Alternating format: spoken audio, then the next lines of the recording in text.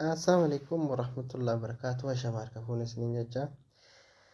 Har'a gaafii takka gaafii moobaayilii rasiida nyaattu warra Saawudii keessa jirtanii moobaayilii rasiida nyaattu akkasuma maallaqa nama jalaa nyaattu akkam ofirraa dhaabna horreettan furmaata bareedaa qabadheetiin isinii dhiyaadhe.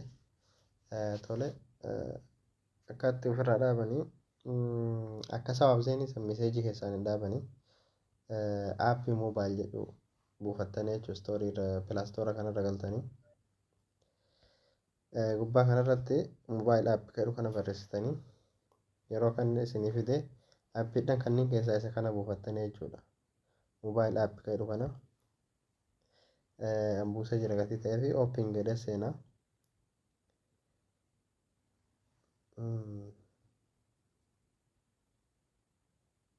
Tole yeroo inni akkana isinii bane bakka tana tuqxanii jechuudha jala kana. Yeroo isin akkana tuqxan asitti iimeela kee galchi jedha. Karaa salphaadhaan itti seentanii ofirraa dhaabuuf waan ta'eef isin ittiin hajamtan waan biraa akkaawuntii biraa waan ta'eef bakka tana tuqxan. Xiyyaan isin mul'isu tana harkaan tuqxan liinkii tana.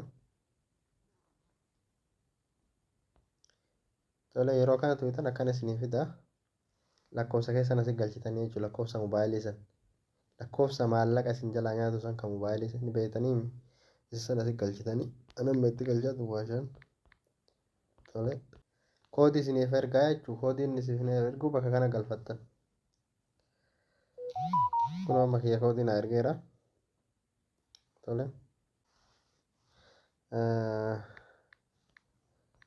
akkana itti galfattanii jechuudha.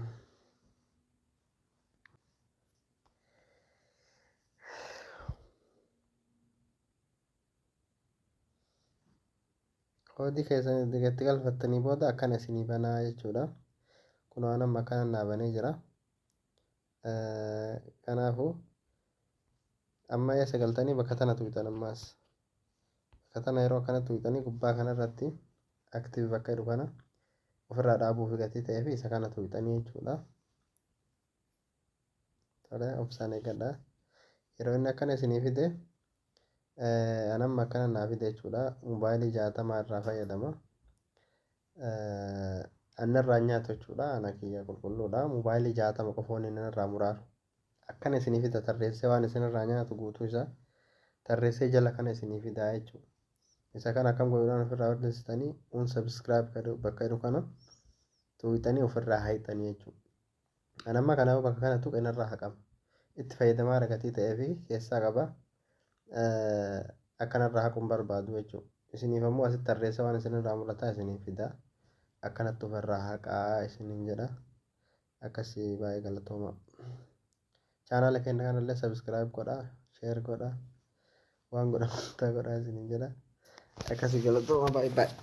Barnoonni keenya haadhaa kana fakkaata. Egaa barnoota biraatti walitti deemuutti nagaan nu turaa isiniin jenna.